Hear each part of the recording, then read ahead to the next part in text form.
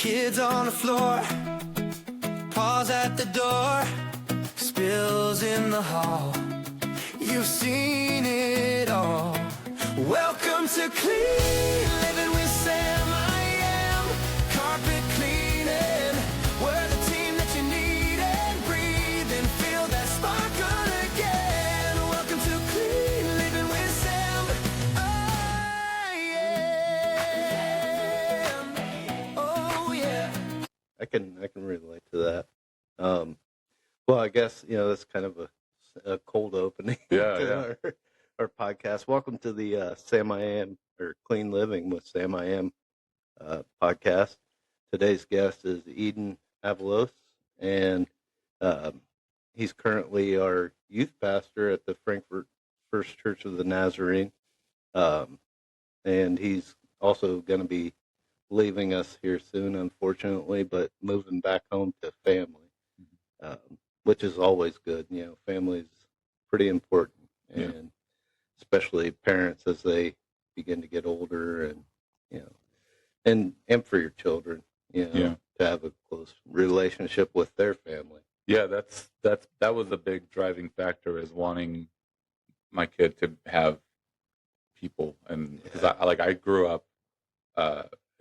When we came to the United States, I was 4, and I didn't have any relationship with my cousins, my aunts, uncles, a grandparent. Like, my grandpa died 2 days ago, and it was sudden, like out of nowhere. Wow. Yeah, but I didn't know him well. Yeah. Like I've met him a few times, but my biological dad kind of left us when we were kids, and then we didn't have any contact with that side of the family, being on this side of the world. And it wasn't until I was like 13 when I met both my biological dad and my grandparents consciously for the first time. Because when I was little, I saw them and stuff, but I don't remember any of it. And so all the memories they have of me, I have none of them. Right. And so I have 4 or 5 memories of my grandpa. And I just was weeping the other night. I was like, I don't know what that's like. And so I want Dottie to have people. I want her to have grandparents, aunts, uncles, and cousins, and all that stuff. Yeah, talking about it makes me think of my own situation as well. I mean, I grew up, my dad's side, his dad passed away when I was 2, so I never had and his mom had passed away when he was young. Mm-hmm. So I never really had grandparents on my dad's side. And my mom's parents lived in Virginia, and we were in Indiana. So I grew up with one set of grandparents, but they, it was just occasionally when we could afford to go down to Virginia for a while or whatever. And just hearing that, I'm thinking back on my situation now. I've got grandkids in Wisconsin who have their mom's side of their mom's family up there, but they don't have any of my family up there. I'm not up there. I try to make it up there as much as I can, but that also is difficult, So it's like now my grandkids are growing up kind of in a similar situation, and I hate that. Yeah, it's hard. But enough about me. Just tell me, I guess let's just get to know you a little better and hear some of your story, the background, and we were just talking about how your dad had a small business, and you helped with that, and then as well as just some of you're a veteran, which we appreciate. Thank you very much for your service. Just want to get to know you and pick your brain about whatever we can. Yeah, well, when I was born in Mexico, in Durango, and my mom was kind of a single mom. Like my dad didn't show up and wasn't taking care of us, and so it was my sister and I at first. And when I was born with low blood sugar, and so I was sick very often. And eventually it got bad. I was hypoglycemic and almost died a few times as a kid. And eventually, because my mom couldn't afford to take care of me, because it was Mexico. She was single. She didn't have formal education, so she didn't have support from anybody, and so she was able to send me to live with my aunt in a state called Toluca. And so I think I was like 2 years old when I went there. And so suddenly I was just with this whole new family and felt like crap all the time because I didn't know what was going on, but they could afford to take care of me because my uncle was well off. And so I lived with them for about 1.5 years. And then my mom came back and picked me up, and then we came to the United States. And so like my first, 4 years were just this blur of like, what's going on? Where am I? Who's my parents? Where am I supposed to be? And then when we came to the United States, my parents both were trying to find jobs, but my dad was the one that came to the United States first, like 5 years before that. My stepdad, he ended up adopting me later, but he came to the United States and saw the potential, and then went back to Mexico, married my mom, adopted my sister and I. And at that point, they had another kid, my brother. And because his business in Mexico was just impossible to take off because of the tax regulations, all the different things that they had to do. He just, and there was a lot of like family drama too. And so he was like, let's just pack up, let's just try our hand at the United States, let's see how it goes. And so we came to the United States, and we were aiming for Georgia, and we broke down in Albuquerque. Oh no! And just stayed in Albuquerque. And so my dad just started a business. It was a floor cleaning, so they did, it was janitorial, so they would do waxing and just basic maintenance of all grocery stores.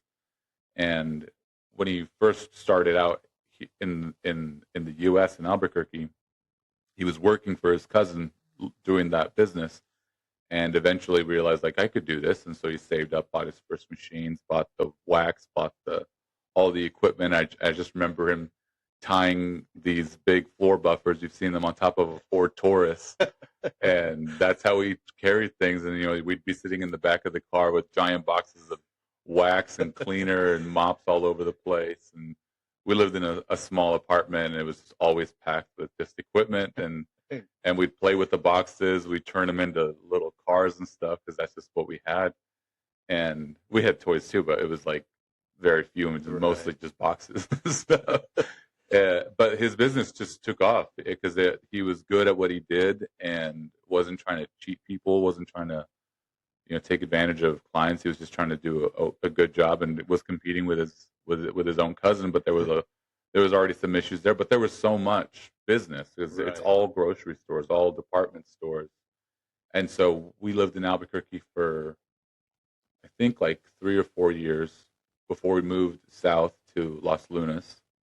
And we moved because business was just going so well. And he was just doing well. But even when he started the business, he was still working at Discount Tire because he had to, it wasn't enough. It was still starting out the business. And so this man was just working all the time. And I just remember seeing him a couple times as a kid and spending a bunch of time in grocery stores looking at the floor, looking for gum. Like that was my job when we'd go and he'd do reviews of the store. I'd be like 7 years old with one of those little scrapers, just finding gum, peeling it off the ground. People are walking around like, what are you doing? Just leave me alone. I know what I'm doing. Working here. Just working here. Trying to earn my candy bar. Yeah.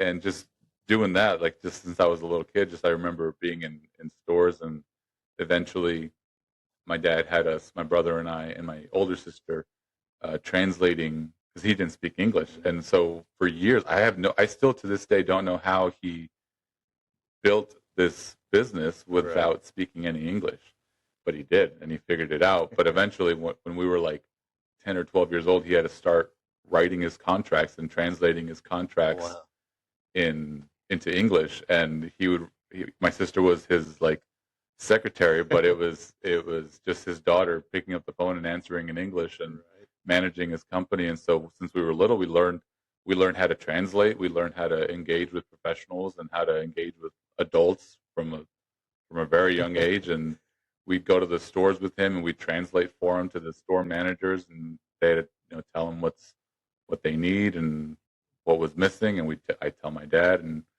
just translate back and forth, and then we'd go and do the work. But it was always evening work. It was night work. And so eventually, as I got older and was, I guess, more capable of, I like 14 years old, I started going on trips with him. My brother would go with us, and we'd be all over the, Arizona, Colorado, Wow. Texas, El Paso mostly. And we would just work with him, and we'd stay up the whole night, just scraping gum off the floor, sweeping the floors, mopping, whatever it was. And as we got older and older, I'd start doing waxing. I'd start doing buffing the floors and everything, polishing and everything. And so we just learned how to do the business and learn how to do janitorial work. And eventually the business went bankrupt in 2008 when that crash happened. And there was he tried keeping it up, but it just wasn't able to manage. It's just because he always explained it like, this industry is such a thin line, right, that as soon as the economy starts going down, the first thing that they cut is like maintenance stuff. Right. And so in a second you can lose everything. That's why you have to have so many contracts. And at one point he had contracts all over the country. And so he would be traveling all over the place and we'd never see him. And because he was just working, but it was a very profitable business. He had 100-some employees, wow, a couple thousand stores all throughout the United States. We had tons of equipment, tons of material and everything. And I just remember going into his office and he'd have his whiteboard with all of his employees, all the schedules, the pay, the structure, when were they off, and then that was just for like one state, for the other state, like these employees, and then this. So it was just interesting watching him build this business. And my dad was one of those guys that just had experience in everything, did everything. He was in Mexico. He was training to be an electrical engineer, an agricultural engineer. So it was like agriculture. I'm not exactly sure what his like certification was in, but this guy was just smart. Just smart. He just does everything. And I remember one time he fixed this old 91 F350 dually. It started out as just a pile of junk. And he cleaned up the whole thing, fixed up the whole thing, painted it. And I was like, how do you know how to do these things? Just know how to paint, how to fix cars. And we drove it all the way to Mexico because we were picking up bricks because we bought a piece of property, 10 acres. That was his side project. Because his dream was to own like a bed and breakfast style thing. And so he bought this property, had horses, had a giant barn, built a little house on it. And so we'd go to Mexico to buy material because he wanted it to be an authentic Mexican kind of experience. And so we'd go down, buy a bunch of bricks, buy a bunch of sand, buy everything. And so this one trip specifically, we were in Juarez, and the trailer was too heavy or something was wrong, but it glitched or short-circuited the computer in the truck. And I remember a full day, my dad just driving around all over Juarez looking for like the auto shops, just trying to find pieces to rebuild the circuit board. And we went to like 5 or 6 different places, and he found all the equipment, got the soldering gun and everything. And then in just the hotel, he says, fixing this thing. And I was like, who are you? What are you? How do you know how to do this? It looks like you're making a bomb. Like, what is this? And he tried to explain it to me. I was like, I can't focus on that. Like, I don't know what you're saying. And it was like 2:00 in the morning. He has this thing, fixes it, installs it, and the truck turns right back on and runs perfectly fine. And we do the rest of the trip. We go into Durango. He picks up all this heavy equipment. We drive it back, and it was just wild. My dad just had us doing all these crazy things, and we had just a lot of wild experiences. And we'd be driving all over New Mexico, all over Colorado, and that's where my brother and I learned how to drive heavy equipment, because we'd have these big trucks and with all the machines and everything, and we'd be driving them all over the state when we were like 15, 16 years old. And having the farm, we had to have water because we didn't have a well. And so we had these giant tanks that were like 1,000-gallon tanks that we would just fill up with water and take it to the property to water our plants and animals and everything. And as like a 15-year-old, I had to learn how to drive this massive, it was an old Coca-Cola truck with the giant lifts. Oh, yeah. And so I drive this thing to go fill it up with water. It would take 2 hours to fill up all the tanks, and I drive it back to the property. And this truck was just always, something was wrong with it, but it was always shaking in a weird way. And the police would look at me driving, and I looked older, thankfully, but they would just be like, why is this kid driving this massive truck with this huge load? And I drive it to the property, unload it, and go back and get more, just depending on what we needed. And so we just learned all these skills and all these different things, learned how to work. And when I remember in high school, I was my senior year, my brother and I took a weightlifting class together, and we were in the locker room, and all these kids were talking about their plans for the weekend. And they're like, yeah, come on over. We got the motorcycles. We got this. We got that. And I looked at my brother and I was like, kids just plan things. Like they don't have to go to work. Right. Like when we both realized it at the same time, it's like, do we have a bad childhood? Like we're always working. We're always doing something. We're getting scammed. I know. Like we're not even getting paid. And then that's just how we learned to be and grow up. And so eventually, when my brother and we both went to the military, he went to the Marines, but he had the same story. Like we were both in basic training, and everybody was like, this is crazy. This is intense. I was like, this is nothing. This is great.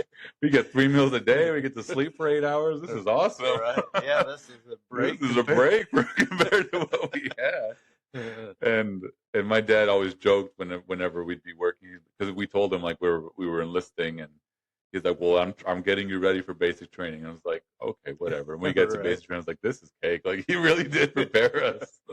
The only thing he didn't help us with was like weapons, but that we learned all that there. But we had when we had downtime at the property, we had a couple of rifles, and we'd go shooting, little cans and stuff. But it wasn't compared to what you eventually learned in the Army. But yeah, it was a good start. That was a good start. We just learned endurance. We learned problem solving.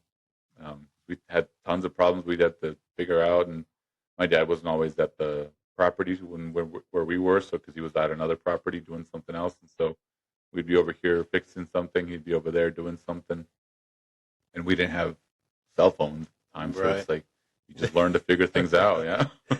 Right. Well, and I think, when it comes to business or just life in general, when you're able to kind of like they teach us in the military is adapt and overcome, or just suck it up and drive on, I don't know if it makes you tougher or what, but it helps in life to be able to, this is happening, but I need this to happen, and just drive through that and not give up, and not just sit back and wait for somebody else to come help you.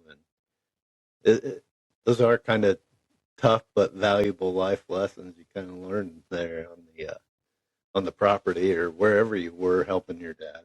Yeah, the adaptability is one thing that I think has helped me more than anything else in life. And I was talking to my daughter, just trying to help her learn how to understand life. And I asked her, like, what's your favorite thing about you? And she was like, oh, I like my dancing and I like my singing. I was like, yeah, those are good things. And she asked me what my favorite thing about myself, and I was like, I like that I can adapt. Like I can figure things out wherever I've just always figured things out, and I think I'm good at figuring things out when I have no idea how to do things. Right. Just because of that upbringing, you have to learn how to engage with things and figure problems out. And like you don't have people to do it for you; you do it yourself, and find ways to be more cost efficient. We'd always have to find, because small business, it's not. Yeah. He made good money, but it was still he had to manage his business. And these old pickup trucks that we'd have to fix because it was the fleet of vehicles that he had, and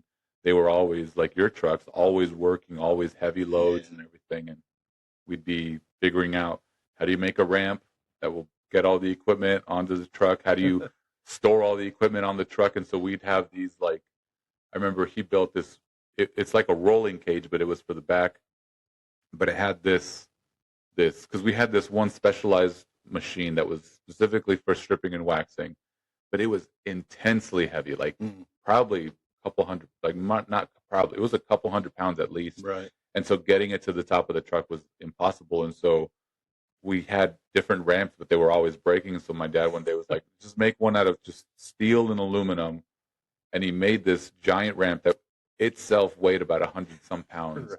And so we built this like structure in the back of the truck that would hold the staircase, the ladder that you just pull off, set, and put the truck up, or I mean, put the machine up, and then we would attach it to the same thing that he made.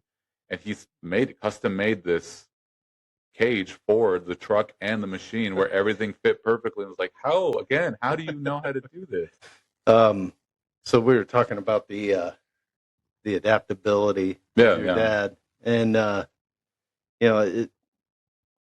it's interesting because we were just talking about that with you as well before we really started going, that you've done a few different things in your life, and how that's kind of served you as well, being able to be flexible and do different jobs in different industries, and doing real estate, and I'm not sure what else that you have done. But pastor, things, real estate, military, all those things. I mean, completely different types of environments. Yeah, and I was all like, I went into all these different places because I was always pursuing pastoral ministry. We got like I went in while we were growing up and working all the time. My mom was on the other side, where she had like a spiritual awakening when she was diagnosed with rheumatoid arthritis at like 34 years old. But it was like very aggressive, and so it hit her really hard. And so her whole life just flipped out of suddenly. She just wasn't able to do the majority of what she used to do, and she was bedridden for a really long time because they were trying to treat it. And so she had her spiritual awakening, and so she started dragging us to church, every church that we could find. Eventually landed on one, and it was an English speaking church, but they would kind of push us aside, like the Hispanics. They would kind of put us in a separate room, like, you guys have church over there, and have it in Spanish, but have it over there. And so that was weird. Like, that was difficult and frustrating. But I didn't realize like what it was. But whenever we'd get to be with the congregation, I was like, oh yeah, it's exciting with tons of people, but they always kind of excluded us. And so eventually my parents were like, no, we don't want to do this. Let's just go with our people. Like, if we're only going to be around Hispanics, let's go find another church. And eventually she found a church that pointed her towards the Nazarene church. But first she wanted to plant a church in our garage. And so my dad agreed, and again, shifted, figured out how to do things. And we started this church plant. It didn't go anywhere. But we did that a couple times, trying to start churches out of like a garage or a bedroom. Right.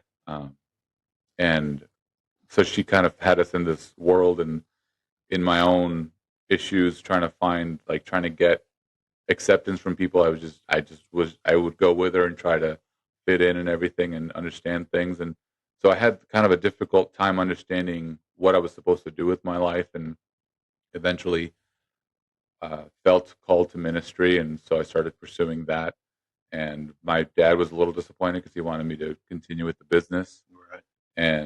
But my mom was like, no, you need to do what you're called to do. And eventually I went into ministry, and it doesn't pay well, so you got to figure things out and figure out ways to make a living. And so in Bible college, I was working a couple different jobs, janitorial, and mostly is because I had that experience. But I moved to Colorado and did that. But I learned all these different skills and jobs to stay in ministry, to stay in pastoral ministry, to find ways to maintain that. And so when I moved to New Mexico for my first like pastorate job, I was part-time there, and then I was working in a restaurant the other part-time. Eventually the church was like, well, we can hire you on as a janitor as well. So I became a janitor and left the other job. And then I started working on my real estate license, and it took a couple of tries to pass the test, but eventually I did. And then I did that for about 3 years and learned how to market, how to manage a bit, because it was real estate. It was still a business. Like, I had to learn how to handle the contracts, how to handle negotiations, how to talk to different people from different walks of life, manage showings, manage client expectations, I'll manage contractors, all these different things, and all these different emergencies that would happen in a moment. You have to go figure something out, put out a fire, and then at the church something happened. Someone's sick. Someone did something. Someone needs to talk. So I'd go do that. And so it's a constant shift of like going from business to ministerial, back to business, back to ministerial. And I got married, and I was still in college, still finishing school. And so doing that at the same time was just constant. It was constant. Something was always taking place. And so eventually moved out here for the full-time position, and all that other stuff, I didn't have to do it anymore. So I was like, what do I do? Right. What do I do with all this? Yeah, what do I do with all this free time? And so, was able to figure out how to do things in a little slower pace of life, but it was rewarding and right and beneficial at my time out here. But yeah, it all just came from that ability to flex on the job and figure things out. And even the ministry job, I was the interim pastor for a little bit alongside one other pastor because my father-in-law retired, and he'd been there 20-something years, and it was around the COVID time. And so me and the other pastor had to figure out, how do we make an online church, and how do you record sermons? And so we figured out how to do it. Doing this, we'd set up the phones, and I'd record a whole sermon just straight to the phone, and then look at it and realize I didn't press record, and I did the full 30 minutes. It's like, you got to be kidding me. So I had to start over. Just things like that. You just figure things out because of, I'm sure other people could figure those things out, but my benefit was that I had, immigrant parents that were always telling us, like, you have to work harder than everybody else. You got to work harder to figure things out because you got all these other things that you got to learn the language. You got to learn the culture. You have to maintain the culture that you have, maintain continue to speak Spanish, continue to engage with your own culture while also learning this other culture. It was just a lot. Yeah. A lot to figure out. And then I joined the military to pay for school because with the bankruptcy, I wasn't allowed to get any kind of financial aid. So I had to either get married, get emancipated, or become a legal adult through enlistment. And so I was like, that seems to be the only real option here. I didn't even have a girlfriend at the time. So I enlisted, and that was what allowed me to get financial aid to go to Bible college. And the Army makes all these different promises. They promised me a bunch of money for student loan repayment. I went to go claim it. They're like, "Oh no, we took that out of your contract right before you signed." What? That's why I'm here. Right. And so that was frustrating to find out. But eventually, got the degrees and got ordained in the Church of the Nazarene, and it was a long process. But yeah, let's just figure things out. That's how you do it.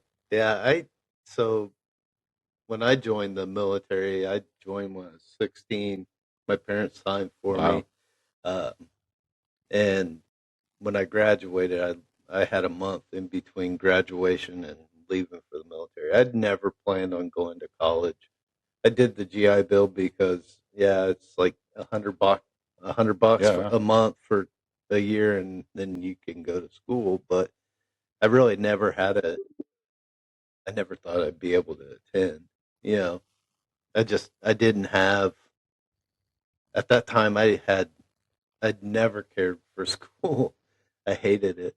And I didn't think I was smart enough to go on any further than high school. I was lucky to graduate, high school. So, but, I did take that, and it was beneficial in some ways. But, it was just my only option was military because I didn't want to go work at a factory right away. Yeah. And kind of that's what my family did. My dad had gone into the military. Both my older brothers had gone into the military, and I was just like, this is my only way out of Logansport, Indiana, Yeah. And I'm like, I'll have a place to stay, I'll get a paycheck. Yeah. And so that's just why I did it. And then eventually it taught me a lot. I was not a good guy in the Army. I was the drunk most of the time. If we weren't on duty, I was drunk. So was everyone else, though. and that's why I guess I fit in pretty well. Right. But I only did 3 years, and I was in and out before I ever turned 21. I was out for 3 months before I turned 21, but the whole time I was drinking. Yeah. Fortunately, there's a lot of older guys that, buy the beer. And Right. Yeah. well, my first duty station was Korea, so I could just walk down to the Yeah. PX and buy beer, and I could go to the enlisted club and drink over there. Right. But it's not a good spot for somebody who is a drunk Yeah. at that young age, because it's just going to encourage it. But it taught me how to adapt and overcome. Before that, I couldn't. Like, my dad grew up working at a young age, so he was like, I don't want you to have to get a job while you're in school. Until I got to be 16, and I needed a job for school because I was co-oping out. So he kind of spoiled us. So I was lazy as a teenager, but then the military took that out of me. Taught me how to work and how to be on time and all those valuable things. Yeah. Even though I didn't make the most of my time in the military, it taught me what I needed later in life. But I think that's the hard thing about, looking back. I think there was only so much you could do with what you had. Right. And it's not that you wasted your time in the military or that you did it wrong. You didn't know any Right. better. And like, I know part of your story is, having sort of a traumatic childhood, and so it's like you got to cope with those things. Yeah. And if you don't know how to do it healthily, you find ways to do it unhealthily. And Yeah. so you do what you can with what you have, and sometimes it's not the best. And I was fortunate that I was scared of my parents, and so I didn't get into a ton of crazy stuff. But I did, I was drinking in high school. I never got offered to do drugs, but I was offered to sell drugs all the time, which is such a weird combination. But yeah, like for me with my teachers, like I think the only reason I'm where I am is because I had good people in my corner Right. at the right time, and I'm sure you could say the Yeah. same. But I remember in high school, all of my teachers just kind of like none of them encouraged me to go to college because none of them thought I could make it in college. Right. Except for one, Mrs. Villalpando. She was my theater teacher,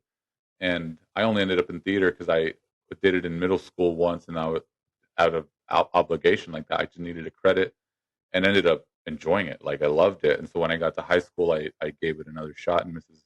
Villalpando was my teacher, and she was like the only teacher that was saying like, "No, Eden, you're going to college. You have the ability to go to college." And I was like, "I'm not going to college. Like, I can't even." I didn't read a book until after. Like, I read 2 books in high school, and they were both Animal Farm because I read it twice. That was it. Like, I didn't read any other books. I didn't do it. Like, I didn't do my assignments. I copied off of people. I cheated most of my way through high school, and I knew some things, but I was like, I can't focus. Like, I can't Right. pay attention. It was probably some ADHD at the time that I didn't even recognize because I was always in a different world or thinking about the work that I would have to do after school. Right. And it's like, I have a lot I needed to get done, and I'm over here trying to learn about some war in 1830. Like, I don't Right. know. I don't care. And so I didn't take those things seriously until Yeah. I got to college and realized, like, I have to figure this out because otherwise I can't pastor, and that's what I want to do. And Yeah. figured out how to do it and got good. Like, I realized, like, oh, actually, I'm smart about these things. I can do these things. Right. And just I learned how to learn, because I think that was the Yeah. issue, is I never learned how to learn. In high school, they just told you, this is what you need to learn it. Right. I can't do that. I don't understand those things. And unfortunately, I didn't have a lot of teachers in my corner, but the ones that I did have in my corner were the ones that shaped me and helped me eventually make it through college and understand like what it means to engage with people and do all these different things. But yeah. Yeah, I had similar as far as the high school. I used it for social activities. Yeah. I didn't care about the work, hanging out with my buddies. Yeah. And doing stuff. But yeah, there was a couple people, but most of them probably thought I would probably be in jail or whatever when I was out of school. But and that does make a difference when somebody speaks life into your life. Mm-hmm. That, hey, just because this is how you've been or this is how you see yourself. That's not necessarily true. And, and sometimes we live up to the expectations that people have for us. And I think that was a big part of my life. It was like, well, I was going to be a screw up, so I'll just keep being a screw up. I was talking to my older brother just the other day, and he was like, I forget what he said about himself. He tried to be, the older brother that, listened to mom and dad and did what they, they're supposed to most of the time. But and then my brother that's in between us, he was more sneaky, he said. And he's like, and you were just like, I'm going to do whatever I'm going to do, and you guys aren't going to stop me type thing. Yeah. But, my parents didn't have high expectations for me in school. And that's one of the things I'm trying to teach my kids now is I know you're smarter than that. Sammy, he loves school. He loves excelling. Gabby, she's kind of like I was. She doesn't enjoy school. It's more of socializing and, and if something's hard, she doesn't want to push through that. And I'm like, I know you're so much smarter than you give yourself credit for. Mm-hmm. And I'm like, I'm not going to give up on that. You're going to do better because I was you at when I was Will. Mm-hmm. And they didn't push me. They may have, but I don't remember it, mm-hmm. And I graduated with a 1.3 grade mm-hmm. point average, and my mom was calling every week, like, is he going to graduate so I could leave still for the military, Yeah. That was her concern, Yeah. Like, he's already signed up and, he needs his diploma to go. So is he going to graduate? And that's probably why they even passed me. Who knows? Maybe because they're just giving you an option, right. Like something to do. It wasn't jail. Yeah. Like, let's just get this kid out of here. Yeah. Give him the minimum to go. And which schools do that? Like that's a regular thing. Which, in the long run, that probably helped me because had I not been able to leave for the military, who knows what would have happened, But, I just think when people are able to see the potential in you, and it's like kind of like we were talking before, it's like I look at you and I see really smart guy and you can do all kinds of things and you're like, yeah, but my self-esteem sometimes tells me I'm not as good as that or so it's easy for others to see it in us, easier than like me even. It's like I'm not confident in some of the things I try to do. Yeah. I think it's just a matter of people don't learn how to see themselves well because they see themselves the way people tell them to see themselves. Right. And I grew up, a religious household and everything was a sin. Everything was potentially demonic. Everything was potentially a problem. And there was always work to do and you could turn anything into a job. And so like I learned very young, like God is rigid.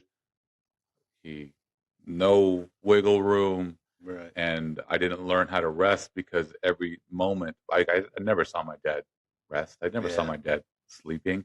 The only time I ever saw him not working was when we went bankrupt and we had lost everything. And I just remember him sitting, watching TV for days at a time. And I was like, what is happening? Like, right. What is he dying? Like, what is happening here? And realized like my dad was going through a depression, like a severe depression because that's what he did. Like that's all he could live up to because that's all he told himself he could do. And I think you're right. Like we don't realize as people how much we're capable of until others point it out, but we're not convinced of it until we convince ourselves. Yeah. And so one thing I've learned in ministry, thankfully, through a coaching program was like people like to take advice, but nobody's going to do it. Like everybody asks for advice, but nobody ever listens to anybody's advice. Like, you probably ask anybody like, give me what's a piece of advice you took that was beneficial. And I go, I don't know. I guess nothing. It's like, it's because people don't want advice. They want you to tell them what they already want to do. And so what I learned with coaching and through my own therapy and understanding my own mental health and my own like depression, because like my depression is severe. Like I've had severe depression since I was like 5 years old, and didn't realize it until I was in my 30s. I was like, oh, that's what's wrong with me. Like I have terrible depression, and I've done everything. I did the devotionals, I did all the praying, I went into ministry. Like I was supposed to not have depression. Right. I still had depression, and then realizing like, no, there's something physically wrong with my brain that I don't understand, and so had to figure that out. But through therapy and all that other stuff, with coaching specifically, I learned how to ask questions for people to help them see themselves in a different light. So it's not so much helping them by giving them advice, it's helping them see themselves from a different light with a more neutral point of view. And so what I've just learned from people is everybody wants answers, but they don't want to be given the answers. They want to figure it out on their own. So if you can help somebody figure out that answer, they're likely to take that advice that they've given themselves because they gave it to themselves. Right. And for some reason, that works for people. And that's pretty interesting. Yeah. I think about like, I was thinking about it before just this week, thinking about us talking is, how do you ask those, how do you develop those questions when you're talking to somebody? And I'm like, I just don't know. I'm like in the moment listening to you, but I'm not necessarily even doing this. I struggle at times to come up with a good question to follow up like something you say. So I guess it's a skill I definitely need to develop. But, I understand where you're coming from, and I can see how that is beneficial because people in your life, they're complaining about a situation they're in, and it's like, I know the answer, or what I feel is the answer, but you're not going to listen to me anyway, so I just don't even say anything, Yeah. Opposed to having that question and be like, well, why do you think that is that you're, feeling like that or doing this? Those are things that I'd really like to develop in myself. But yeah, that's I'm sure you didn't learn it overnight. No, it took me several years. Like it wasn't until probably like the 6th or 7th year in ministry where I started to learn how to do those things and realized like I wasted a lot of time giving people advice. And they never listened to it. But then when I started learning to do those things, and of course addressing my own issues, addressing my own lack of understanding of myself, lack of understanding of the world, helped, and just figured out those different skills. But I think it just comes down to curiosity. I love people. I know you love people. I love getting to hear people's stories. I love getting to know, like, tell me about that specific thing. Tell me about that specific moment, because I've always found myself to be a curious person, and so I think that helps, and comes from a place where I was just constantly daydreaming as a kid, just to distract myself because I didn't want to deal with the reality of where I was or what I was doing, and so I just learned to kind of hear people's stories and imagine what else could possibly be a part of their story, and so I'd ask questions, and I think that helped me, but. It for sure certainly helped me with ministry of trying to help people understand God in a different way. Because I feel like most people, when they talk about God and they tell me, like I've had people that have left the church and like, oh, I left because of this. And they explain like a very basic, weak understanding of God. And it's like, well, if you understood him a little different, you would understand that way that you interpreted God is not a healthy way to interpret God. And so I've tried to help people understand that, and I've had some success with people just kind of helping them understand, like, no, the view you have of God is a warped view of God or a wrong view of God. Here's a different way to look at God. And I think I've gotten really good at that, gotten really good at storytelling, just because out of a need to help people, I just found ways to make it more effective. Well, and I was, you were talking about 2008 with the economy and your dad's situation, and also the depression. I think of, I've recently learned this, that, at the beginning of running this business, I was, it was all day, all night. That's all I was thinking about. Probably within the last year, I've finally just been like, all right, some things can wait. I turned the work phone off at 5 o'clock, 4:30, 5 o'clock. I don't pick it up until the next morning. Mm-hmm. I still get texts on my phone or a phone call, and I'll deal with that. But I try to shut that off now, and part of it is realizing that my identity is not Sam I Am. I'm part of Sam I Am, but it's completely different. I'm a dad, a husband, all those things first, and if the business fails, I'll still be here. Unfortunately, due to the ability to adapt and change, you're just being able to go pivot in any direction.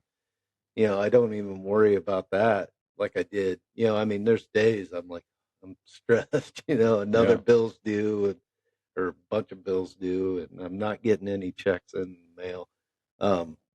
But at the end of the day, I got to remind myself, if it all falls, and fails, yeah, I'd be hurt, but it's not who I am. I could get another job tomorrow. Yeah, you can bet on yourself. Yeah. And, but I also do think, even though I'm constantly going through trials in this job, uh, at the end of the day, or down the road, I pray that this will pay off. All this stress and some anxiety, uh, will pay off, and it'll be something I never even imagined it could be.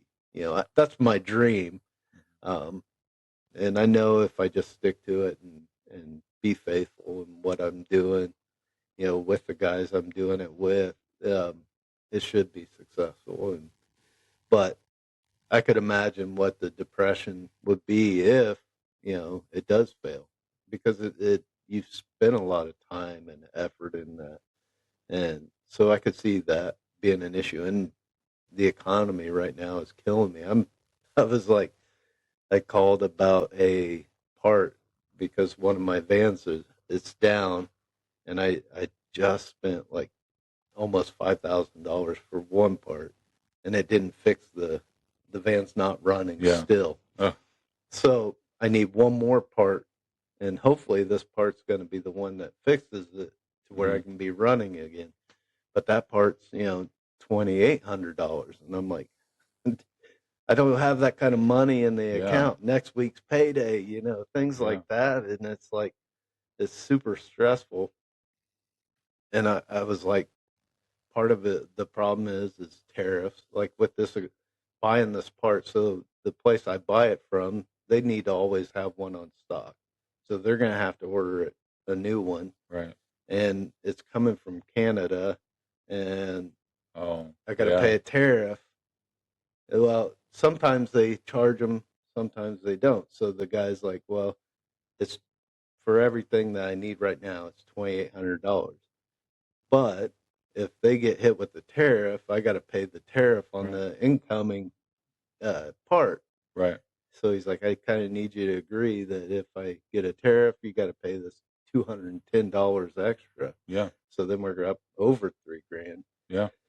And I'm like, I need to write the president a letter and be like, gas prices are killing me. Yeah. Tariffs, people think, oh, great, groceries. These countries are going to be paying tariffs. No, I'm paying the tariff. This isn't the first time either. This hurts a small business. Yeah. And those are things that I guess you don't, like, people that aren't small business owners don't consider those things. Yeah. And like, just think of people with just regular jobs or just regular careers where they, like a doctor, a lawyer, an engineer. It's like, you can show up to the job, do the job, and then you leave the job. Right. And then that's it. You don't think about that job until the next time you're there. But a small business owner, a pastor, you're always doing something, thinking of something, finding a way to do something else. Like my dad and my mom, because she was entrepreneurial too. She was a designer fashion person, and so she started like a boutique, and so Nice. she had her own things. We had a lunch truck, a catering truck for a little bit. So I worked in that industry, but my dad was always finding other ways to make money Right. because sometimes the business wasn't flush with cash or Right. he needed a little bit extra, but that's just how he learned to do things. And like, that's something I picked up of like, okay, how do I just make extra money? Right. What extra things can I do to make some extra money? But the small business thing, like talking about like the stress levels that come with it, Yeah. and a lot of it I think is because we don't, I speaking just for myself, like when I sold real estate, I wanted to be the one to do everything Mm-hmm. because only I could do it well. No. And especially as I was also pastoring, Right. I just had a daughter. I was married and had a tough situation just in general, like just COVID and everything. And so like Yeah. I had to learn quickly, no, I need to delegate some of these things and I need to learn cut expenses where I need to cut expenses so that I can grow this other thing. And Right. when I moved out here, I had my real estate license and it was successful. In New Mexico, I had gained traction. I had people just coming to me asking for referrals. I mean, giving me referrals or giving me business. And so it was like, if I had stayed in New Mexico, by now I'd probably be a top producing agent because I was on that track, on Right. that path. But when I came out here, I considered keeping my license and just starting it out here with this community. But I saw when I was doing the interview, I was driving down the road and I looked in people's yards and it was like two realtors in everybody's yards. Like I can't compete with that because I knew the amount of stress that would bring on top of pastoring full time for the first time because I had never pastored full time. I knew it would be too much. Right. And so one thing people don't consider with small businesses is the stress levels. Yeah. And with clients that I have, coaching clients that I have, you know, it's the stress. It's people needing to realize like you can't do everything because Right. if you do everything, you can't do anything later. Right. If you try to do everything all by yourself, you're not going to be able to do all of it later. And unfortunately, understanding the cost of outsourcing or delegating is higher than if you just do it yourself. But if you look at the return rates, like I Right. could either hire somebody that knows how to do this already, pay them a little extra, but the return will be quicker Yeah. than me doing it, having to learn how to do it, having to figure out if I'm doing it right, and then eventually start making money. Like you Right. can make money with it, but you're delaying it when you're not hiring the professional Right. or delegating it to somebody that already knows how to do whatever specific task that you're needing to do. But I understand that need for like, but I need to save money. Right. The stress of I need to save money, I get it. Like that makes sense. Yeah. It's hard to manage those things. It's tough. And, even like I was to the point, I got to this point with this van and I've been on the phone with the guy down in Fishers that, he does the installs and repairs of all this. And I'm like, all right, tomorrow I'm coming down and, have you walk through this thing and put your eyes and hands on it. And he's like, well, I've told you everything I know, and it's like, what am I going to do now? So, fortunately he gave me the number to, uh, the manufacturer so I could talk to their tech support and, possibly get a different idea. But, and then it's always time and money that dictates everything, right? So, I got a unit down, so that means I'm probably not out there cleaning.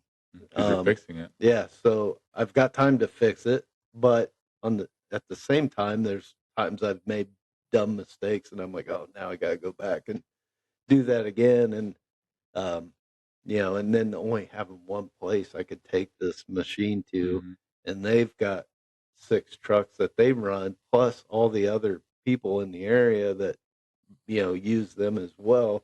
So then it's like, I can't get you in right away, and I'm like, well, I can't sit that with the truck down forever. Yeah. And I was talking to the owner of that business last night about this part, and I'm like, how many trucks do you have? And he's like, I've got 6 that we use, and I've got 2 backups. I'm like, I need backups, but I can't afford backups because I'm constantly putting all my money into either fixing a van, just the mechanics of a regular van, or fixing the equipment inside the van. And nothing is cheap. I'm like, I can't seem to get ahead, and I know what I need to do. I need to get this debt paid down and buy another van, but you know, $700-800 or $8,000 later in 2 weeks, paying out. How do you do it? Yeah. And that's my biggest struggle. The fleet. Yeah, I've got an aging fleet. Ideally, these things last. Maybe the cleaning equipment typically will last forever, as long as you may have to replace some of the parts I've been replacing. But just based off of our history, the first van that Sam, the older van that I bought off of Sam, it was about 10 years. So at like 5 to 7 years, probably 5, just to be safe, you would be buying a new van, but that's $80,000. Yeah. And you're always would have at least one backup because you can't afford downtime. But yeah, because downtime means you're not making any money. Right. So, are there loans that could work for like fleets? Like, are there there's fleet possibly, loans? yeah, there's some places, but I don't know when it was. Last time I checked, just because of the debt of the business, buying the business, and at time we weren't, making as much. I don't think I qualified for it. I can't remember exactly what it was, or just timing. I can't remember. There's a company that specializes in that equipment, to do the equipment loans, but I can't remember why I didn't do it. That's another. Might have just fear again. Yeah, it could have been. And the stress, and I think that's the hard thing about managing stress, is that people think that managing stress means just learning how to be stressed and being stressed well. But Right. what most people don't do, and not just business owners, but just people in general, is you don't know how to rest. People don't know how to rest. Yeah. People don't know how to recover. People don't know how to take time to work on those things. And I understand in some cases you don't have, your weekends off to fully rest. And sometimes that time is taken up by other things, especially in small business. Like you were working the trucks all week. Now you got to fix them all weekend. Right. And so it's hard to rest. But if you're not resting, you're not recovering. Your body, your brain can't handle those things. And so you don't think clearly, and you don't manage those things well, because you're not focusing on the important things. You're not focusing on what you can do that matters. And like I've had the chance of listening to and reading a lot of business books just in general, because I just had a lot of time when I was younger, and I read a ton of business books because I thought I would go into business while pastoring and doing both things. But it was difficult. Like, it was hard for me to manage, like, how do I grow a business and have ambition to build something while also maintaining fidelity to God, and kind of taking that, not a vow of poverty, because it's not a thing in the Nazarene denomination, but also learning to be humble and not worship money. And I have a hard time with the not worshiping money thing. Like, I don't spend any money, but that's because I hold it so tightly, because it's like, I've been bankrupt. I got robbed when I was in Bible college. I lost all of my money, and I was stuck in Colorado because I had lost all of my money, and I no longer had a way to get home if I wanted to. And so one of the reasons I even finished Bible college is because I got robbed and wasn't able to come back. And so I had to figure out how to do it and manage those things. And so, like, I have a lot of money trauma, and I have to physically relax myself when I'm thinking about money, or thinking about some kind of an expense, or whatever it is. And I have to remind myself, like, it's not everything. Money will come back as long as I will not stop working. So money will come back if you're working. That's one of the things about our economy that I think benefits. Like, if you're working, money will come. Yeah. Yeah. And but you just need to find ways to manage that money. And so once you master that, Yeah. that's what makes the difference. And I'm still learning to master those things. But now stepping out of ministry, full-time ministry, and going into a business, because I'm going to be going into a job where I'm managing a business. And it's not a small business, but it started out as a small business. And so I'm going in, managing people, managing systems, and all these things. And so all that knowledge that I've accrued over the years is suddenly now relevant. It's like, oh, I actually know how to do that because I've been studying it for years, and I've been helping other people figure out how to do those things. Because in ministry, you meet everybody, and you're gonna, taking that route, you're gonna engage with people and talk with people and get ideas and give ideas. And I think that's just one of the cool things about, for me, pastoral ministry is like I've engaged with a ton of people in small businesses, and I've seen what works and what doesn't work. And I've always been fascinated by it. Sam, I am. When I got here and I heard about your company, I was like, that's interesting. Like, that's like, I realized I knew there were carpet cleaning businesses, but I didn't know there were small businesses. I thought there was just like one that did it for everybody. And then I saw all these other companies. I was like, oh wow, like there's multiple businesses, but I see like this logo. Your logo always stands out. And when I see your guys driving in Lafayette, like I always know it's Sam I Am. And when I see your sign in people's yards, it's like Sam I Am. It's just good. It's great. The name Sam I Am is just the perfect name for marketing. So that's a benefit that you got there. Yeah, people ask me, like, when I was Sam was getting ready to retire, are you gonna change the name? I'm like, that'd be dumb. It'd be dumb to change the name. I'm like, I might update some, colors or logo or whatever. But other than that, no, that name, Everyone people that knows deal it. with us, they don't forget about it. Yeah. It's like, and that was probably, and Sam did such a great job just building this from the ground up. No social media, no advertising, nothing. And it's like he did all that without any of those things. I'm like, and I'm trying to, make it look pretty and do all these things, trying to get people to see the name. And I still get people say, oh, I've never heard of you. And I'm like, how is that possible? Lafayette is, all these towns are still growing. So like if people just don't hear about it. But I think one of the things that I think Sam leaned into was just his personableness. Like he's a personable guy and trustworthy guy. And you're the same way. So it's like, I think lean into that, lean into the fact that you can engage with anybody because you have such a diverse background. You can talk with anybody and level with anybody. It doesn't white collar, blue collar, you can engage with anyone. Well, and that's probably the most important thing I've learned. I've said it on here before. I thought it was crazy that Sam wanted me to quit my job and come work with him for a few years. Mm-hmm. And he's like, you need to learn, because I had worked with him off and on over the years. But he's like, you got to meet the people and, know people and all that. And I'm like, yeah, do I need, 3-4 years of doing that? Could I just stay at the county and make, a steady income? But that was such a wise decision because everything is based off of relationships.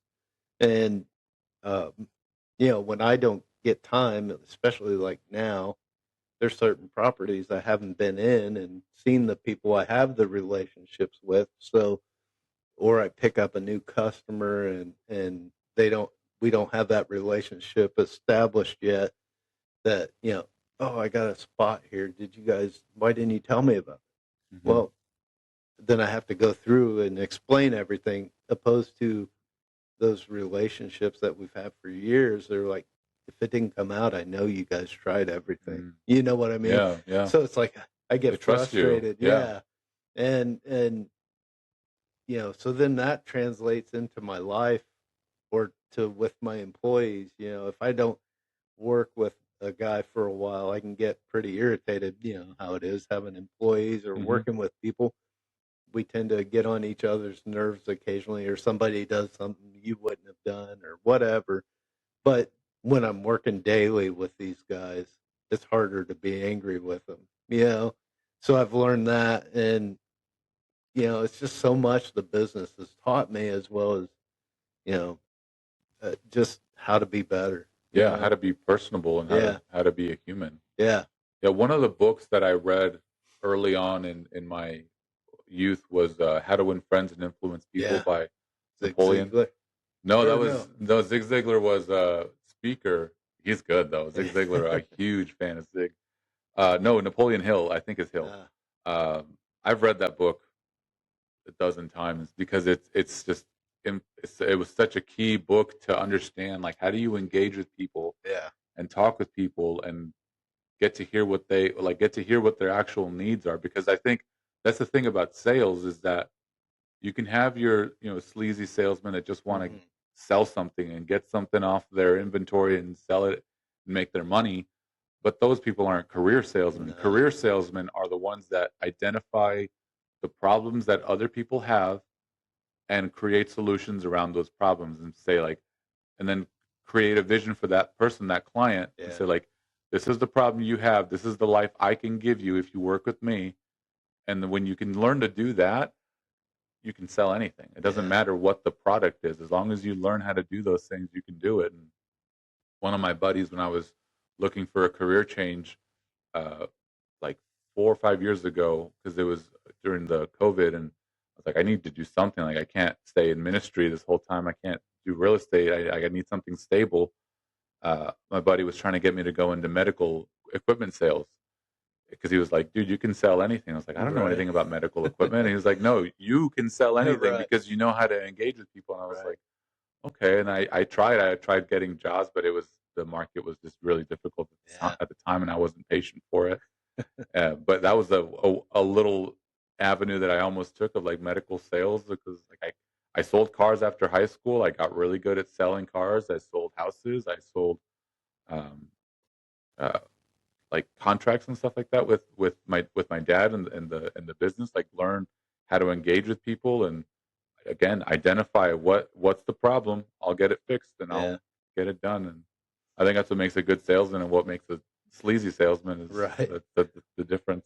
Well, and when I worked at the furniture store up in Milwaukee, there was a guy straight out of high school. He had started selling furniture, and he worked at the same place forever. And then when they opened up the Ashley Furniture Home Store in Milwaukee, he left the place he was at and came over there.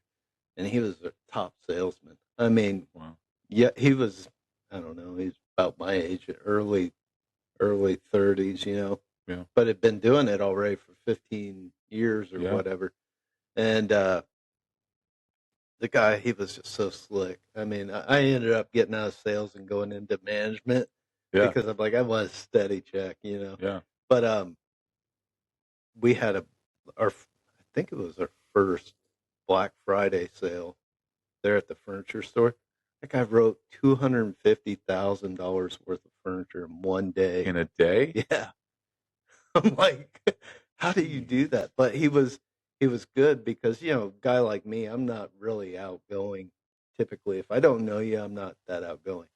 But he could break down a barrier. He'd look at somebody and he knew, like, cigars, he knew motorcycles, he knew sports teams, watches, he just knew everything, you know. So he could just look at somebody and be like, hey, how you doing? What about this or that? He was great at small talk. He got that instant rapport with somebody, and they were like, no, we're working with Scott, Yeah. And I bet he read that book. He was just a natural, and I'm like, you want to see something cool, watch that guy work, man, because he was just slick. And people they loved him, So then he had that, he had the repeat clientele from the other store, and now he was building word of a new mouth. one, and it was just insane. I'm like, that guy, he sold a ton of furniture, but it was all based off of, one, just breaking that ice, talking about sports team or Packers or whatever it was. He could just pick it up real easy and just go with conversation, and people would buy from him like crazy. But I think that's what is difficult about sales, is that people think that it has to be a constant asking for money. Right. But if you look at it that way, you're never going to sell anything. But if you look at it as problem solving, then you can sell anything as long as it's legal. Yeah. I mean, you could sell drugs illegally, and be really good at it, but Right. that doesn't make it good. But I think a good salesperson just understands that understands people and understands that people have problems, and if you can understand what the problem is, you can find Yeah. a solution. And as long as you can get in and have that conversation and find out what the problem is, Yeah. you can come up with a solution. Yeah. And it's neat to see somebody that's Yeah. good at a craft do their Yeah. job. Yeah. and Oh, that's my favorite thing is finding when I find a person or meet a person that's good at what they do, it's like I want to know every single thing about you right now. Right. I don't care what it is. Right. Like I sold a car to a guy. My first sale when I sold cars, he was this guy in his 90s, and him and his wife came because they had just wrecked their car, and he came and bought a Chevy Impala. And I remember it still to this day because it was such an influential conversation. And I asked the guy what he did for his career. He's like, I'm a glass blower. Like I just make glass. I make like things with glass. I was like, that's interesting. I didn't know that was a career. And he said, yeah, no, you can. He's like, you can actually. I actually got pretty far, up to the point where he made the casings for the rover on the moon, Really? like the glass casings for the rover on the moon. Holy And cow. but he was like the humblest guy. He had a ton of money too. He just was like, yeah, I want this. And he didn't buy a brand new car. He just bought a used Chevy Impala. He's like, I just need another car. Bought it for him. I explained. I helped him identify what he needed, and he invited me to his house. I was like my first deal. He invited me over to his house. We had coffee, and Wow. and he just showed me his house and showed me all of his equipment. I was like, this is crazy. Like I can do this for a while, but in car sales, if you go with the wrong dealer, you're in a bad place because like car dealers are just, I don't know, some of the worst people. I've always said in ministry, real estate, and car sales, you meet the best of people and the worst of people all the time. Yeah, you got to be wary. Yeah, you meet them at their worst and at their best, and it's never anything in between. No, in ministry it is, but in housing and car sales, like you meet some of the worst people you've ever met. Yeah, it's rough. But it's crazy. I do appreciate that, and I think the more I understand like relationship, I can kind of see like if things go well with this business, how I'd want to move forward. Like having guys be like, these are your accounts. These properties are the ones you're going to be cleaning. You're going to have the relationship with these people. I'll still have a relationship. I'll still be in and talking with them, but these will be your primary places. That way, we don't ever lose that relationship aspect. Yeah. They deal with the same person all the time. Because you see it with like carpet installation. People you'll have a company, but they subcontract out all that installation. So at an apartment complex, you could have a new set of guys every time you have carpet installed, and then you got to go back to the rep and whoever it is. So you lose that relationship aspect when you don't know who's coming to do the work. Yeah, and that's what my dad taught me with the floor cleaning was like, because he would show up every morning to inspect the stores that got cleaned himself for years. Yeah. And it was because of that relational aspect. Like the managers know him. They know that when they see him, they are like, oh, I have this problem. He's the guy to solve it. And even with broken English, my dad just built this relationship. But it came down to relationship. It came down to how well can you treat people? How well can you engage with people? And if you can't do that well, get out of any business. Not just, Definitely don't do any customer service. No, don't. No. Even customer service agents are some of the worst trained people because it's the same thing. Like they train them to manage people, not manage people's problems. They manage people's emotions, not their problems. And when you manage people's emotions, unless you're a professional, you can't just do it. Like you got to figure those things out. Yeah, I'll tell you when I worked for the furniture store, I went from Milwaukee was the first it was the first corporate owned furniture store in that area. But so I don't think they were quite ready for how successful that would be. So we were doing really well, selling a lot, delivering a lot, but you were having a lot of issues. It was a brand new store, brand new team. And after, I don't know, it was probably a year or two I was in management, they really needed a customer care team and to manage delivery issues, sales issues. Because Ashley, they don't warehouse furniture. They order it direct from the manufacturer. And then, so like when you're buying a sofa, you got to wait 2 weeks for whatever it is. Well, then you also have, because almost everything was made in China, you have the Chinese New Year. Well, a lot of the people in China, they go work at these factories all year. Chinese New Year, they shut down, and a lot of them wouldn't return back to the factory. So they were like, I'm done making furniture or whatever. So then you got shipping delays and all that. So there was a ton of issues with, customers. And they were like, how about you manage the customer care center? And I'm like, all right, I'll do that. But then there was the expectations that my team had to schedule all the deliveries, deal with all the customer issues, and deal with scheduling like service techs and stuff. And it was just like we were on the phone most of the time with customer issues. So then they complain, well, we need to get delivery schedule. I'm like, I've got like 3 people. How am I supposed to do all this stuff? Yeah. And that was the first time I ever had an anxiety attack. Really? I seriously thought I was going to have a heart attack. Oh, man. Because of the stress I was under. And I was like, I'm done with this. I cannot do this. And, they wanted to put me on like all kinds of medication, for stress and like depression or something. And I'm like, I felt like I was a zombie. Yeah. That Ramones song, I want to be sedated. And I didn't want to be sedated. Yeah, no, you're like, I feel like I'm like, terrible. I can't live this life if this is what I got to do. Yeah. And I just stepped down. I'm like, you can have somebody else run that. I went back to sales for a while and then eventually left and worked for Countrywide Home Loans doing, I'd submit all the paperwork to underwriting. Oh, yeah. And get any of the required documents and all that. That was right before the 2008. Yeah, I was going to say, like, so you got down. right before. Yeah. Like, that was a good time to be in it. Yeah.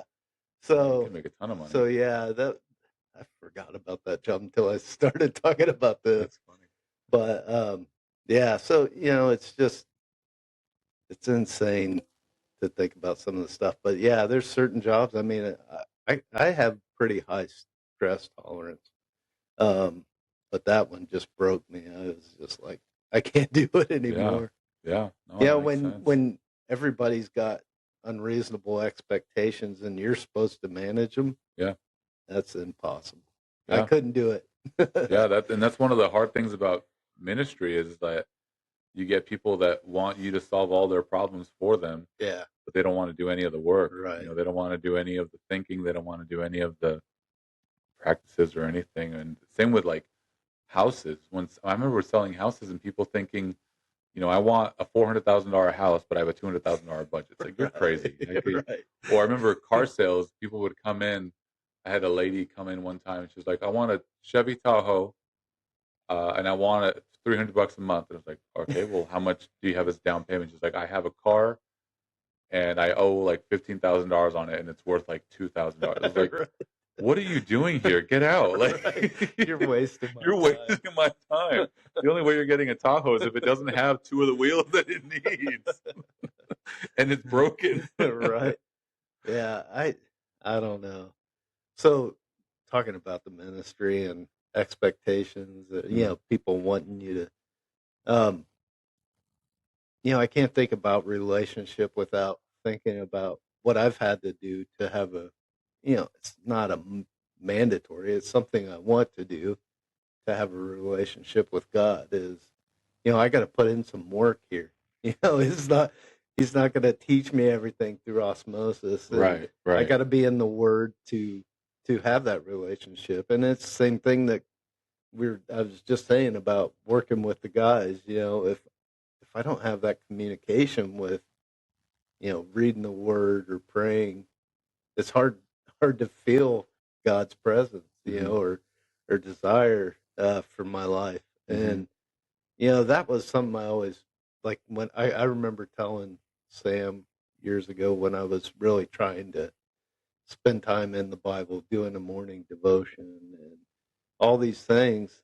I enjoyed doing it, but it also felt like a chore. Yeah. It's like I'm building a habit here, Right. but it's like I have to do it, in order to get anything from it. I got to get up in the morning. I got to, open the Bible instead of being on my phone, or, whatever it is, read a book that's talking about God, or how to grow that relationship. And for me, I just think, I know it's difficult. It's the same thing with going to church. Like, before Danielle and I both got on the same page, it was like I got to the point where I'm gonna go to church every Sunday, and she's like, "Well, you don't have to go to church to get to heaven." I'm like, "I know you don't have to go to, but I need church every week, because if not, my attitude sucks." I don't have, I need that weekly reset of, hey, it's been a long week, it's been brutal, and just that reminder of what God's wanting to tell me, whatever. I mean, there's been times I'm sitting in church and I hear something that I've been dealing with for the week, Yeah. So, and then after I just kind of, me and the kids would go, she started, all right, I need to get, and Marissa had a big part of that, started being regular, and all those things help that relationship as well. Yeah, I think for me, the thing that always helped me in my relationship with God and others is the practice of noticing. Yeah. And noticing God in the details has been the way that I've developed my faith. It's just always looking for God in the smallest ways on a daily basis. Yeah. And I think that trained me to better understand people the same ways. Like, notice the small differences in the way that they speak, the things that they say, the words they repeat. Yeah. Like, that's like when I'm reading the Bible, it's like, what do I notice is a pattern? What patterns am I noticing? What do I notice is consistent about God's character, God's view of man, God's view of creation, and even just like walking around and outside, just noticing God in little details, or noticing details about uh, something. I find some way to point it back to God was involved here, or God was part of this, or God spoke into this, or whatever it is. And even seeing the worst of things, just remembering God's involvement in creation, God's involvement in, or God's call to me to be involved in that specific thing. Like, it's just noticing those details, I think is essential to any relationship, because it's the same way with human interactions. Like, if I didn't notice the things that you experienced and have lived through, that I have the same things, like the reason we can connect is because we notice these things about each other. It's not so much that I sat there and read a book about Joe and read his history. Like, that's not what helped my relationship. It's noticing those details and that communication. And I think it's the same way with God. It's not always Bible reading. It's not always praying. It's just noticing him in the details of daily life. I got a perfect example.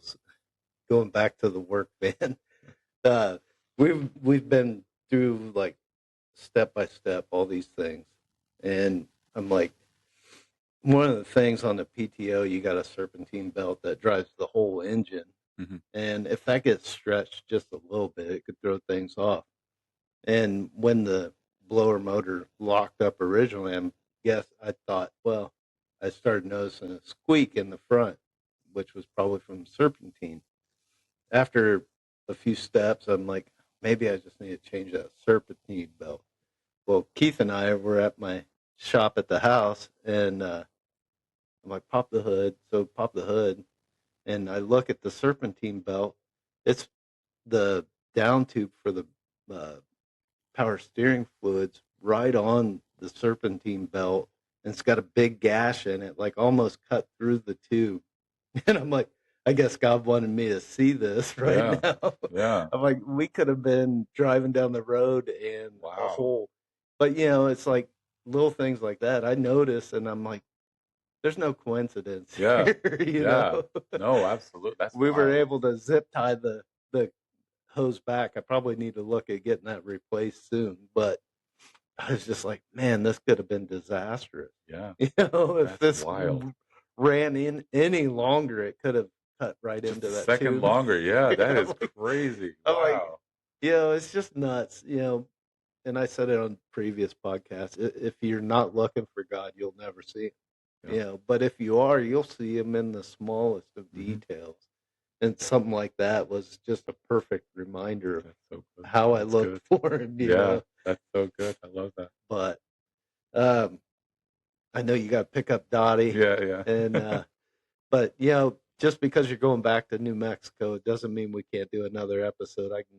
No, we would love to. Yeah, I can, once I'm established over get there, you on there remotely, and we can do another one. That's the cool thing about technology. Yeah, it's great, and I really appreciate your time and just coming in and talking with you and learning more about you, and also talking about business. And, thanks for the opportunity, man. I enjoyed this. I was looking forward to it all week. I was like, me that's too. gonna be cool. Yeah, it was great, and hopefully people out there get something from it. And if nothing else, they got to know Eden, and I just appreciate your time here in Frankfurt, and if you guys could subscribe, and follow us on Facebook, YouTube, wherever you listen to podcasts. We're on all the platforms, and just thanks again. Yeah, Eden. thank you for the opportunity, man. Appreciate it.